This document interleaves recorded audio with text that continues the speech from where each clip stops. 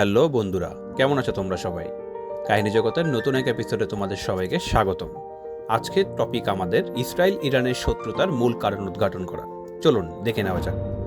2024 সালের 13 এপ্রিলে ইরানের ইসলামী বিপ্লবী শক্তি বাহিনী আইআরজিসি, ইরাকি পপুলার মোবিলাইজেশন ফোর্সেস, লেবাননের গ্রুপ হিজবুল্লাহ এবং ইয়েমেনি হুতির সাথে সমন্বয় করে ইসরায়েল দখলকৃত গোলান মালভূমির উপর আক্রমণ শুরু করা হয়। এই অপারেশনের কোড নাম দেওয়া হয় শত্রু প্রতিশ্রুতি অভিযান বা ইংরেজিতে অপারেশন ট্রু প্রমিস। এ হামলায় ড্রোন, ক্রুজ, ব্যালিস্টিক মিসাইল ব্যবহার করা হয়। 1 এপ্রিল দামেস্কো ইরানি দূতাবাসে ইসরায়েলি বিমান হামলার মাধ্যমে 16 জনকে হত্যা করার প্রতিক্রিয়া হিসাবে প্রতিশোধমূলক আক্রমণ শুরু করা হয়। ইরান ইসরায়েল প্রক্সি যুদ্ধ শুরু হওয়ার পর থেকে প্রতিশোধমূলক হামলা ছিল দুই দেশের মধ্যে প্রথম সরাসরি সামরিক সংঘর্ষ। 14 এপ্রিল জাতিসংঘের ইরানের দূত বলেছিলেন যে আক্রমণগুলো সমাপ্ত বলে মনে করা যেতে পারে। ইসরায়েলের প্রতিরক্ষা বাহিনী জানিয়েছে যে ইরানের প্রায় 170টি ড্রোন, 120টিরও বেশি ব্যালিস্টিক ক্ষেপণাস্ত্র সহ 300টিরও বেশি প্রজেক্টাইল নিক্ষেপ করেছে, যার বেশিরভাগই সফলভাবে আটকানো হয়েছে বলে দাবি করা হয়। এই প্রজেক্টাইলের বেশিরভাগই অ্যারো এবং ডেভিডের স্লিং ইন্টারপ্রেশন সিস্টেম।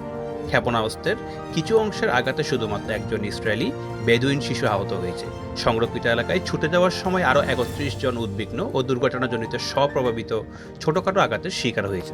মার্কিন যুক্তরাজ্য এবং জর্ডান তাদের নিজস্ব বাহিনী ব্যবহার করে ইরানি ক্ষেপণাস্ত্রকে বাধা দেওয়ার জন্য ইসরায়েলকে সহায়তা করে এবং ফ্রান্স তার নৌবাহিনী মোতায়েন করে। আসলে সত্য কথা বলতে ইসরায়েলের কিছু সত্যসিদ্ধ বিষয় প্রচলিত আছে যা চ্যালেঞ্জ করাও যায় না। এরকম জঘন্যতম একটা বিষয় এখন সামনে চলে এসেছে। আমাদের অবশ্যই ইরানি মিসাইল হামলার জবাব দিতে হবে। কিন্তু কেন? অবশ্যই আমাদের তা করতে হবে, কারণ আমাদের অবশ্যই তা করতে হবে। ব্যাস, এটা অপ্রাসঙ্গিক। তারা আমাদের আঘাত করেছে আর তাই আমরা অবশ্যই তাদের পাল্টা আঘাত করব।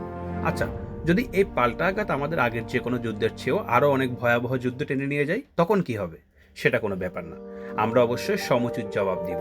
এগুলোই হলো খেলার ময়দানের নিয়ম কানুন, যা দিয়ে এই দেশ শাসিত হয় এবং যা এক ভবিষ্যৎকে বিপজ্জনক করে তুলছে। কারণ জাতীয় সম্মানের বিষয়, কারণ নিরাপত্তার বিষয়, কারণ যে কোনো দেশই পাল্টাঘাত করতেই পারে। এটাই তার মূল কারণ হিসেবে বিবেচিত। জানা যায় ইসরায়েল মাত্র শুধু একবার এই সত্যসিদ্ধ বিষয়টি ভঙ্গ করেছিলেন এবং ইচ্ছার বিরুদ্ধে। এতে অবশ্যই সুফলও মিলেছিল। ইসরায়েলের কঠোরতম প্রধানমন্ত্রী হিসেবে খ্যাত আইজাক শামির তা করেছিলেন। ইরাক থেকে নিক্ষেপ করা স্কাইপ মিসাইল ইসরায়েলের ধ্বংস ও মৃত্যু ঘটিয়ে আতঙ্ক তৈরি করেছিল। 1991 সালের প্রথম উপসাগরীয় যুদ্ধের সময় ইরাক 1 মাসের মধ্যে 40টিরও বেশি স্কাউট মিসাইল হামলা চালিয়েছিল তেল আবিব ও হাইফাইয়ের উপর। এতে সরাসরি 2 জন মারা যায় আর আতঙ্ক গ্যাস মাস্ক ঠিকমতো ব্যবহার করতে না পেরে আরও 70 জন মারা যায়। 28টি ভবন পুরোপুরি ধসে পড়ে। এই হামলার মুখে শামির আমেরিকায় অনুরোধ মেনে নিয়েছিল। ইসরায়েল পাল্টাঘাত করেনি। বাকিটা ইতিহাস। ওটাই ছিল ইসরায়েলের নিজেকে সংযত করার শেষবারের মতো ঘটনা।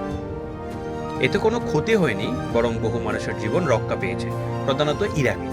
ইসরায়েলেরও নিজস্ব সেনা ও বেসামরিক নাগরিকদের জীবনে রক্ষা পেয়েছে।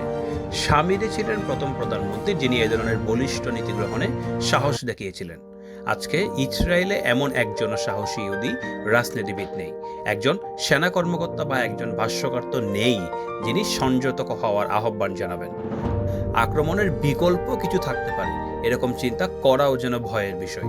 আর এই ধরনের চিন্তাই তো বিপর্যয়ের পথ তৈরি করে। ইসরায়েল যদি পরিমিত জবাবের পথ বেছে নেয় তাহলে ঝুঁকি হবে কম, কিন্তু লাভের অঙ্ক হবে শূন্য। আমরা অবশ্যই জবাব দিব। এই কাণ্ডজ্ঞানহীন চিৎকার ছাড়া আর কোনো প্রাপ্তি যোগ হবে না তাদের খাতায়।